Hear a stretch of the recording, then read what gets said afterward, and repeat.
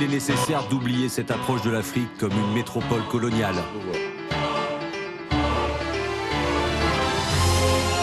Actuellement, nous sommes là pour parler de l'avenir de nos peuples. Ceux qui n'aiment pas le danger, il faut qu'ils choisissent une autre activité.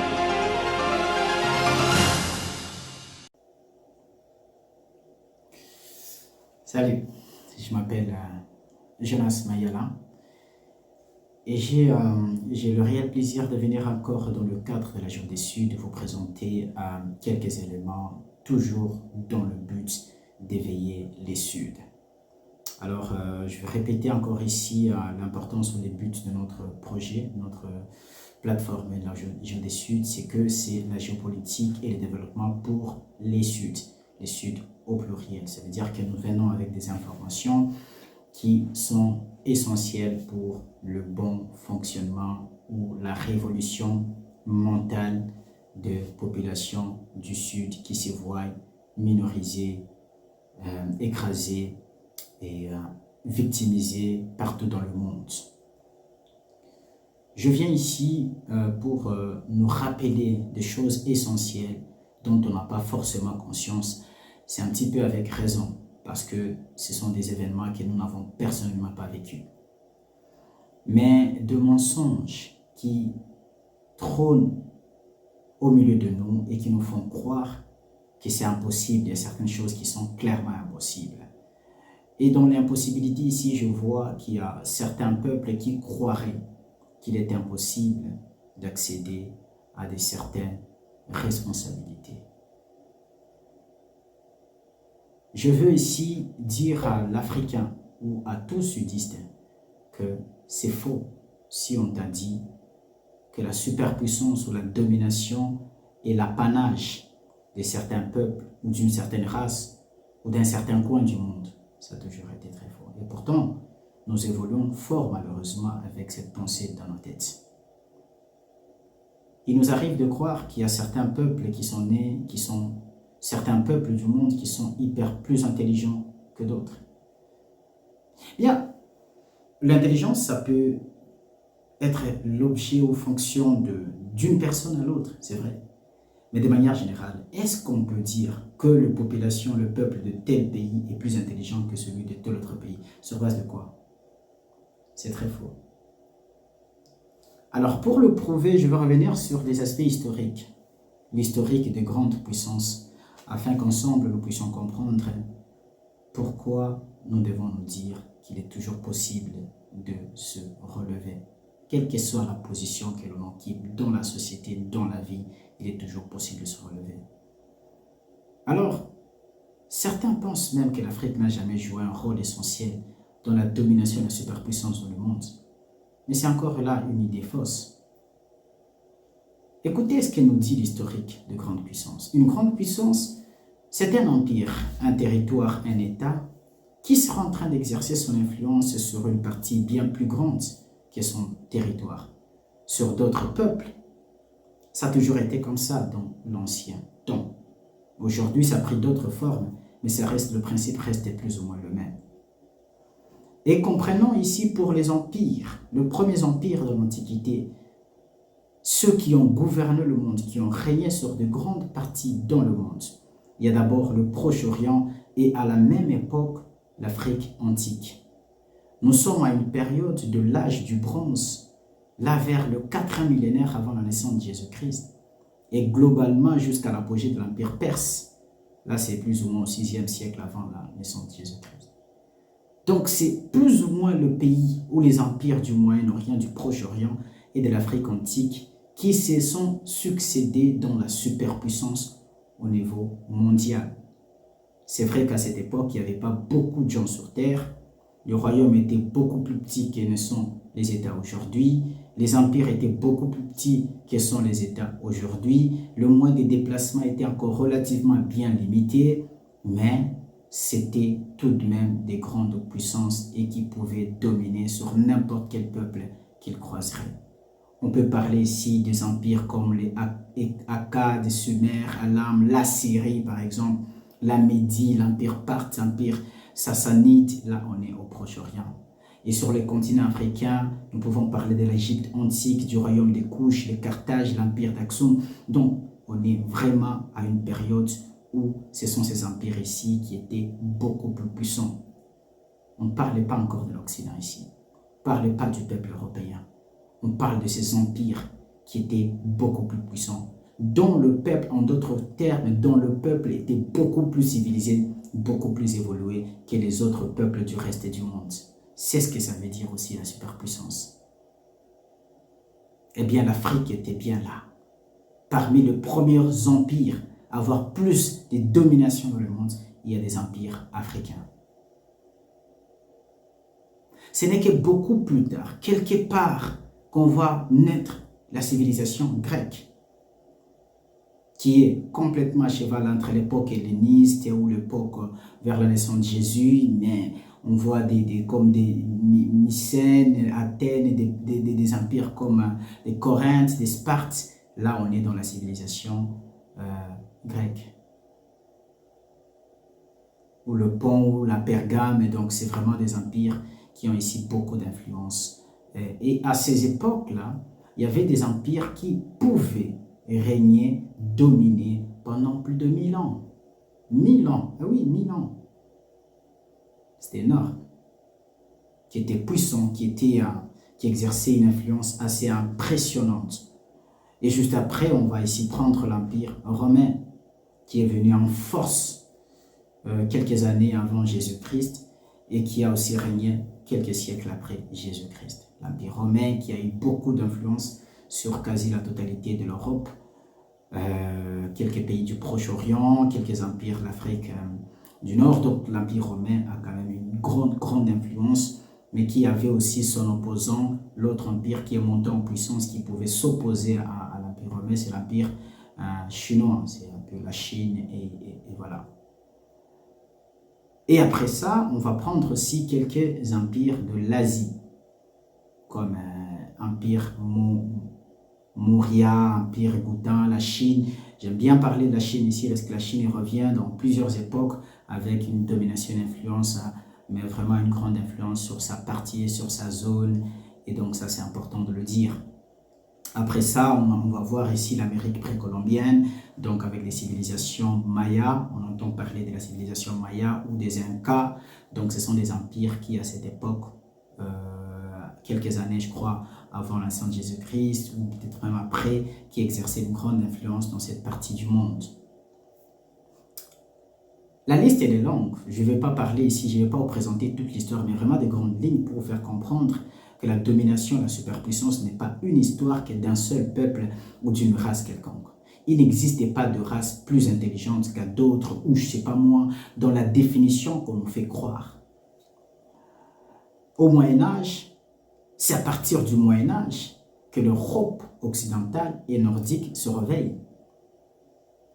Avec ici l'empire, par exemple, l'empire carolingien ou le royaume franc, dynastie des Capétiens ou empire Plantagenet. Donc c'est vraiment à partir du Moyen-Âge que l'Europe occidentale commence à naître.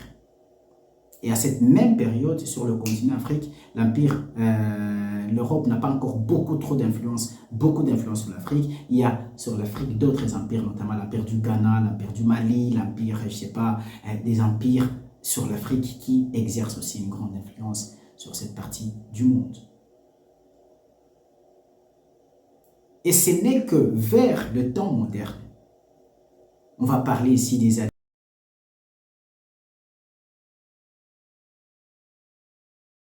que l'Afrique va disparaître de la course de superpuissance.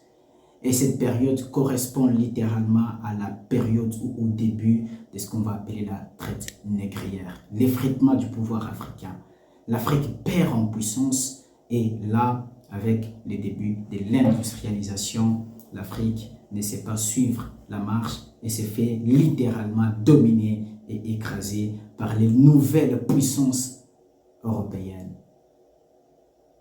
La traite négrière commence.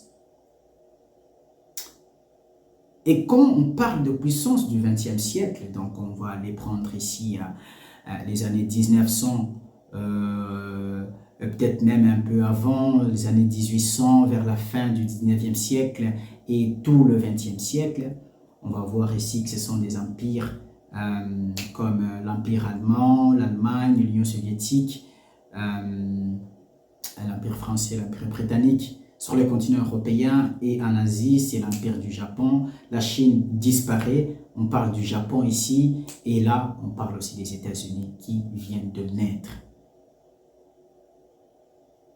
Donc, on voit déjà à ce point que plusieurs peuples sur Terre se sont succédés la superpuissance.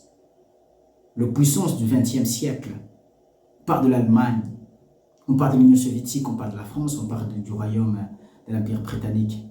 Et l'Empire britannique, pour info, c'est l'empire qui a eu beaucoup de territoires, qui a été le plus grand empire, selon l'histoire de l'humanité, exercé une grande influence sur une grande partie du monde avec des États, des royaumes un peu partout dans le monde. Et aujourd'hui, on parlerait aussi de cette fameuse organisation des Commonwealth, qui serait l'ensemble des anciennes colonies britanniques. Et ici, au début des années du XXe siècle, vers les années 1900, les États-Unis commencent à émerger. Et après la Première Guerre mondiale, là, les pays de l'Europe sont affaiblis. Les États-Unis essaient de poser les jalons et les bases essentielles pour la superpuissance. L'Europe qui essaie un peu de se ressaisir, la Deuxième Guerre mondiale vient encore pour affaiblir tout ce qui était comme puissance, notamment le Japon, l'Allemagne, la France, le Royaume-Uni, complètement affaiblis, et les États-Unis affirment leur puissance. Mais là, ça ne sera pas encore tout à fait facile parce qu'à côté des États-Unis, il y a le bloc soviétique, l'Union soviétique. Les deux blocs vont se livrer encore une bataille, une guerre qu'on va appeler la guerre froide, et à l'issue de laquelle les États-Unis s'affirment. La dissolution de l'Union soviétique, les États-Unis, de l'URSS, les États-Unis restent en tête. Au XXIe siècle, on a d'un côté les États-Unis, et là, nous avons les pays qu'on appelle les BRICS. Le Brésil, la Russie, l'Inde, la Chine et l'Afrique du Sud. Donc vous comprenez déjà qu'il n'y a rien que par l'historique que la superpuissance n'a jamais été l'apanage d'un seul peuple. Tout le peuple se sont succédés. Tout le peuple du monde entier se sont succédés dans la domination. Il y a des adages qui disent par exemple, le puissant d'aujourd'hui, les faibles d'aujourd'hui, ce sont les puissances de demain. Les puissances d'aujourd'hui sont les faibles d'hier.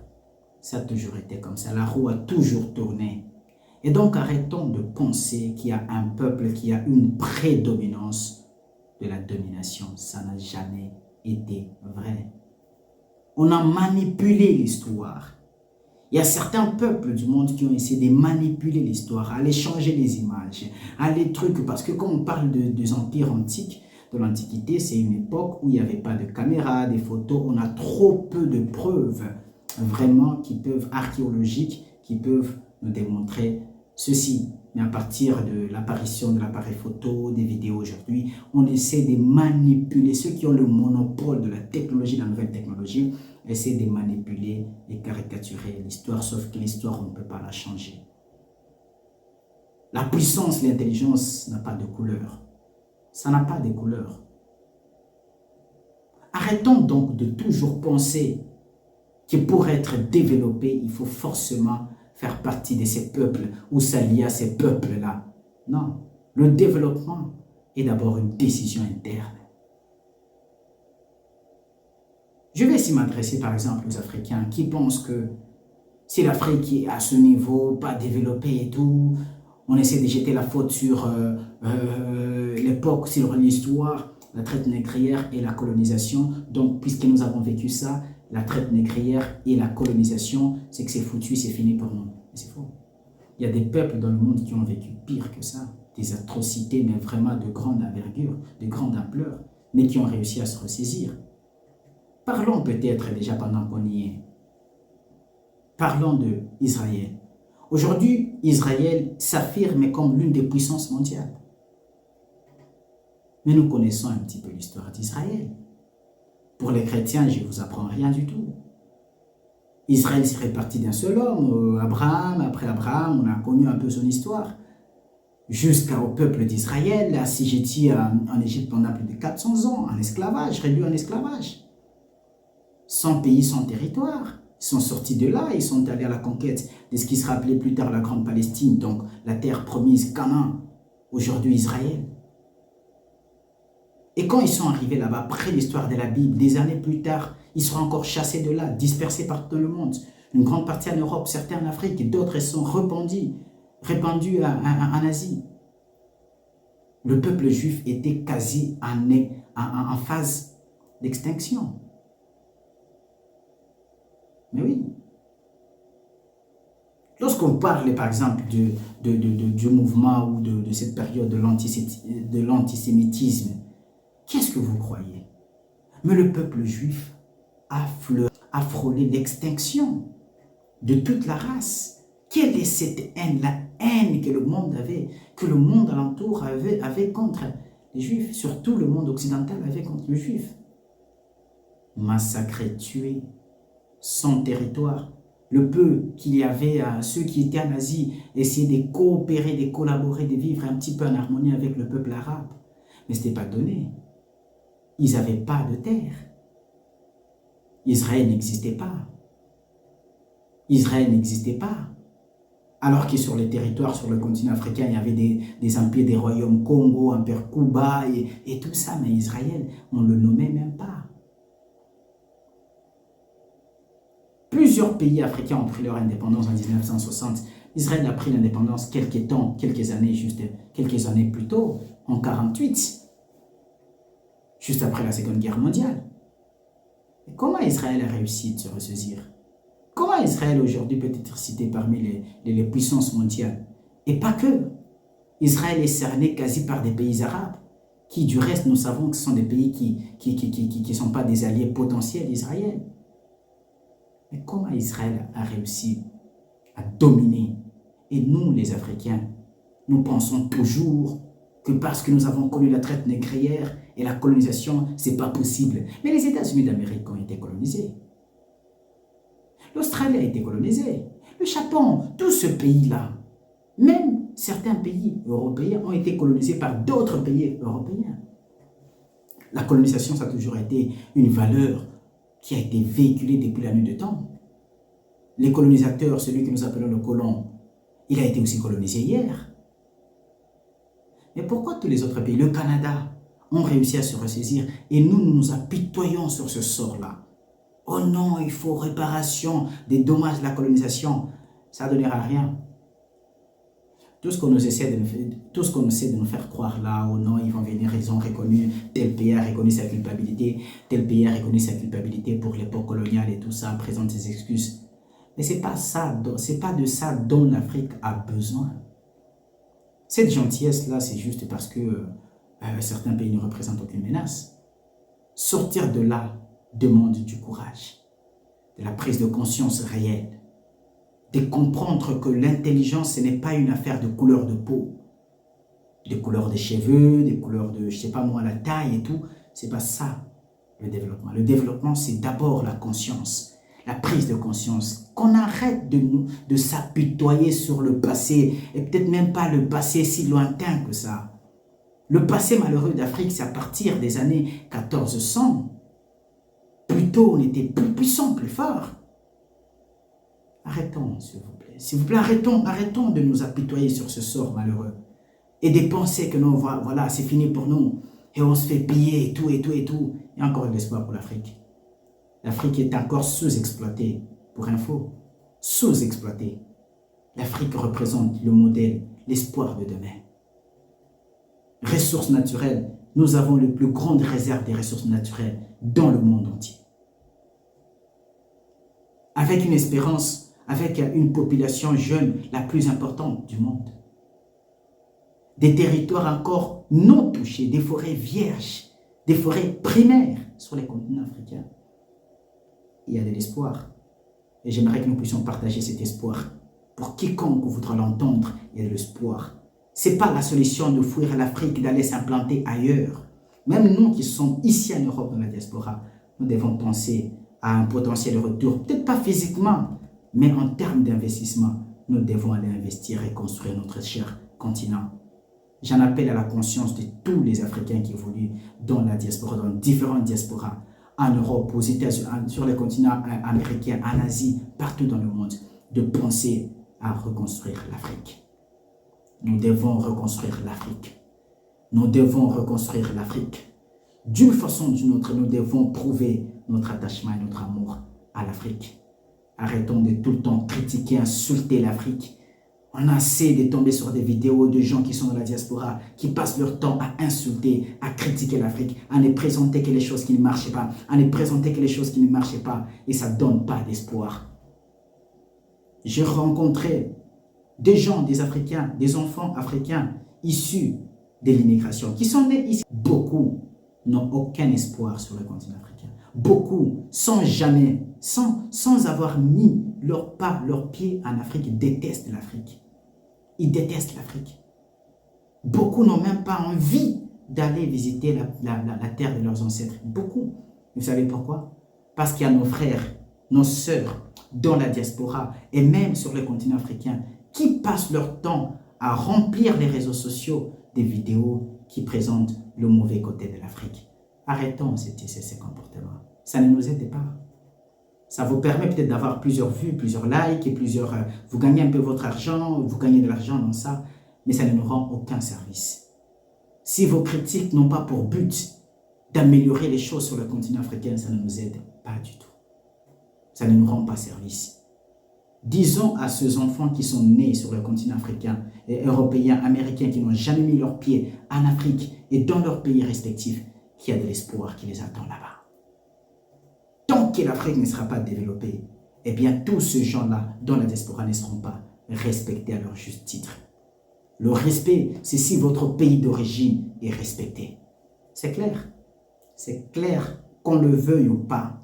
Le respect, on vous donne le respect quand votre pays, on donne en tout cas à votre communauté le respect quand votre pays d'origine est respecté.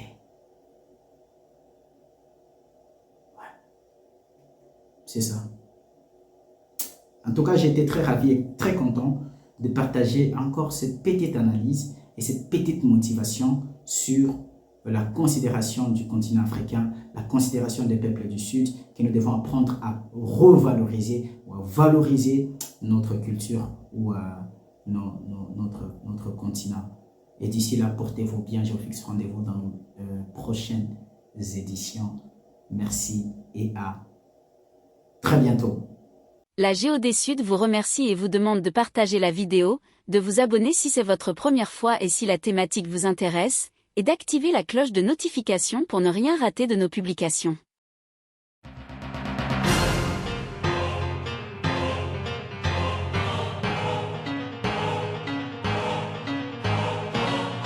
Qu'il est nécessaire d'oublier cette approche de l'Afrique comme une métropole coloniale.